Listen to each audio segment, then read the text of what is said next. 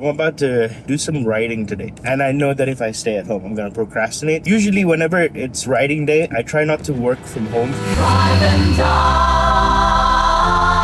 don't know if anyone relates with this, but I'm the kind of person that cannot have everything be too quiet. I like people noise. I like it when people are muttering, moving around, laughing, chilling and talking to each other. It puts me in a very creative mood. However, it's not always the most conducive to writing. Staying at home sometimes also helps, where I'm tired of being around a lot of people. Then it helps me focus when I'm at home. For the more creative stuff, I need to be around people. I think what really inspires me about being around people is it helps me picture how I would tell this story to this person sitting over here. Make it a bit more, I don't know what the word is, personalized. However, sometimes, because I'm a friendly guy, I would never want to turn people away when they see me in public, especially people that I've met before. I would always love to say hi, check up on them, how they're doing since the last time we've met. Sometimes there would just be a plethora of people, like one by one. Hey Joel, how you doing?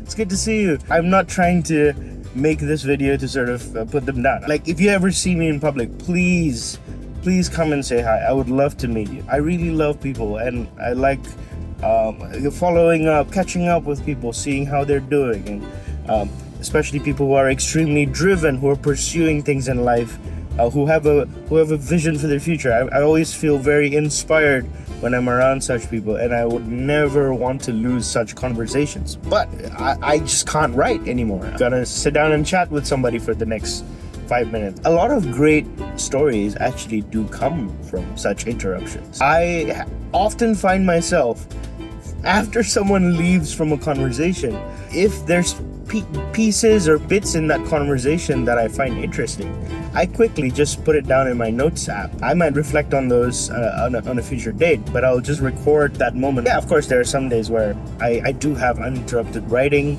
in public, and that's completely fine. I think I'm happy with that as well, and I'm also happy with the interruptions. It would be my nightmare to live a life that is exactly the same every single day, and I would scratch my head for every moment I have to come up with an idea. I'm like, okay, what am I gonna write about now? And when someone interrupts me and we catch up and they follow up on me, and I catch up with them, they kind of trigger something within me. I'm like, oh, I actually haven't talked about this specific part of my life in so long. Maybe I want to talk about that. Or, oh, this person's going through a breakup. Oh, I've been through a breakup, so I know how that feels, and let me talk about that. Those things would not have happened if it were not for those interruptions, and I'm grateful for that. And above all of that, to be really honest with you, the reality is, I do love people. I don't really care if someone has a different belief system to me. I think we all can share a love for humanity, regardless of whether we agree with each other. I think differences are okay to notice, but regardless of noticing those differences, we want to be as accepting as possible to those around us. I used to be extremely selective with the people that I used to hang around, and nowadays I'm not anymore, because like I don't really care if you think something other than I think, but I just want to know what you think. I just want to learn why you think what you think, and what brought you to this belief, and what brought you to these thoughts, and how you arrived at your conclusion, because that helps me understand your perspective and empathize with you as a fellow human being. I think that gives a lot more dignity to the idea of being human. My interest and my desire to be interrupted comes from a genuine love for humanity and people. Yes, of course, amongst those people are people that annoy the heck out of me, and there's probably people out there that I annoy the heck out of. But irregardless, I think we can still care for each other, and we can love one another as human beings, irregardless of us getting on each other's nerves. I don't know who told me this. They said that the areas where you hurt the most are signs of where you haven't healed yet. if someone's causing us to feel hurt. And that's the reason as to why we feel some form of animosity. Maybe before we start to accuse and blame others, we might want to take a look at ourselves and be like, all right, so why do I feel this way? Why am I getting a bad vibe from this person? I don't believe in vibes, by the way. Like, I think vibes are there as some sort of a reptile-ish biological instinct, and that's fine. But for me at least, you have to go beyond the vibe and assess as to why you feel that. Then at least you can find some form of concrete analysis for why you feel the way you feel.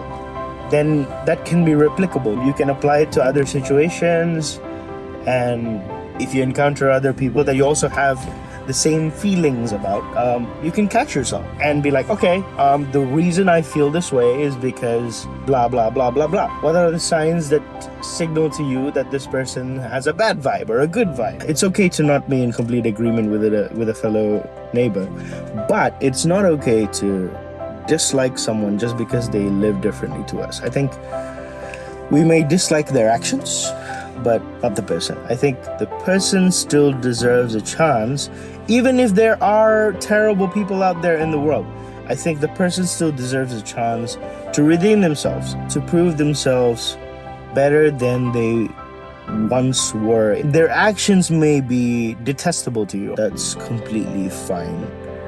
You either choose to not participate in those actions and just take the person for what they are and try to do your best to have conversation with that person to understand as to why they behave in the way that they do behave. If you do not have the capacity to have that conversation, if this person is just an acquaintance, a stranger, you barely know them, to ask any questions, and they are not willing to answer any questions so that you can expand your thinking and your mind, then in that case, just let it be. Let them just do what they want to do, and your relationship might never go beyond just a casual acquaintance, and that's completely fine. It doesn't have to stop you from caring for a person. I think we should never lose that as humanity.